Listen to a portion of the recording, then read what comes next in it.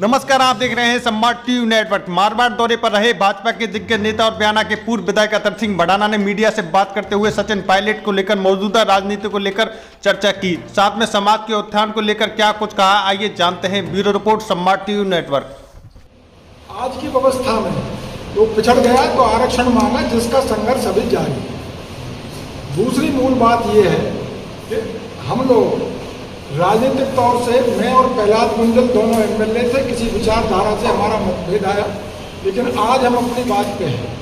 और मैं तो आपको बताना चाह रहा हूँ कि मैं बीजेपी से प्रदेश अध्यक्ष किसान मोर्चा भी रहा हूँ और विधायक भी रहा हूँ, बीजेपी विचारधारा। क्योंकि जो मेरा समाज है मूलतः वो राष्ट्रीयता की भावना का समाज है, इसलिए भाजपा से हमारा मेल खाता। आज कांग्रेस में अभी ताज़ा वो जो खड़गे जी बनाए हैं, अब वो क्या खड़केंगे और क्या करेंगे ये पता ही नहीं है। सबको ये पता है कि दिग्विजय सिंह जी कुछ कर पाते, उनको बेचारों को कहा नहीं तुम नहीं बनोगे, ये तो खड़गे ही बनेगा। सिर्फ एक पायलट परिवार है, एक एक्सेप्शन है उसमें कि वो पायलट साहब ने कुछ तोड़ा। पायलट साहब राजेश पायलट के जाने के बाद गुजर में सचिन पायलट के प्रति आकर्षण तो था, उससे ज्यादा भावना राजेश पायलट की वजह थी। इसलिए गुजर ने कांग्रेस को उनको कुछ वोटें दी थी और वो इतना बड़ा धोखा खा चुका है। अब तो उनको पता है कि कोई हमारे कल्याण के लिए नहीं ला रहे पायलट को, वो जो समय था वो तो निकल गया। अब तो पायलट को अपनी गरज के लिए कि कांग्रेस मर नहीं जाए, वो बची रह जाए, इसलिए सचिन पायलट को लाएंगे। अब क्या भला होगा। आज आपको ये बात बता दूं मैं सच्चाई से कि कांग्रेस ने ही 4 सर्वे करवाए, बीजेपी की 176 वोट सीट आ रही है राजस्थान में। आप समझ रहे हो बात को। अगर आज सचिन को वो बनाएंगे तो कोई गुजर के लिए या न्याय के लिए या कुछ के लिए नहीं, इस मजबूरी में बनाएंगे, उनका और कोई रास्ता नहीं बचा। आपका काम तो हो जाएगा ना। हा? आपका काम तो हो जाएगा, गुजर समाज का काम तो हो जाएगा मुख्यमंत्री बनते ही। कैसे? फिर गुजर मुख्यमंत्री बन जाएगा। आपका लक्ष्य गुजर को मुख्यमंत्री बनाना है, वो काम का नंबर 28 में है।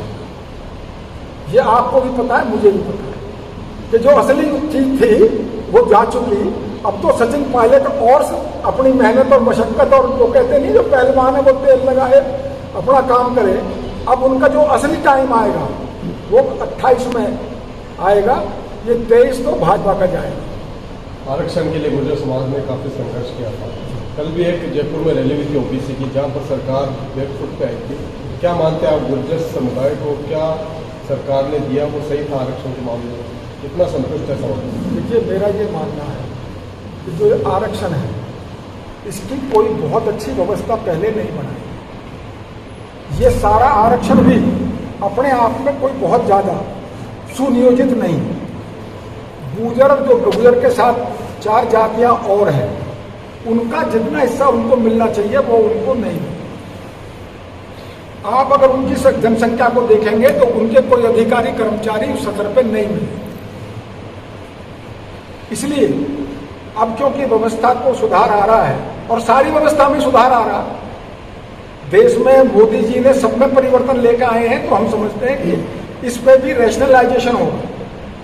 अगर रैशनलाइजेशन होगा तो हमको हमारा हक निश्चित तौर से मिलेगा और हम लोकतांत्रिक तरीके से, शांति के तरीके से अपनी मांग को उठाते हैं। ठीक है, भाजपा में आ गए। अब पायलट विद्रोह करते हैं तो क्या भाजपा अपनाएगी? जी, पायलट विद्रोह करते हैं कांग्रेस से तो भाजपा अपनाएगी पायलट को?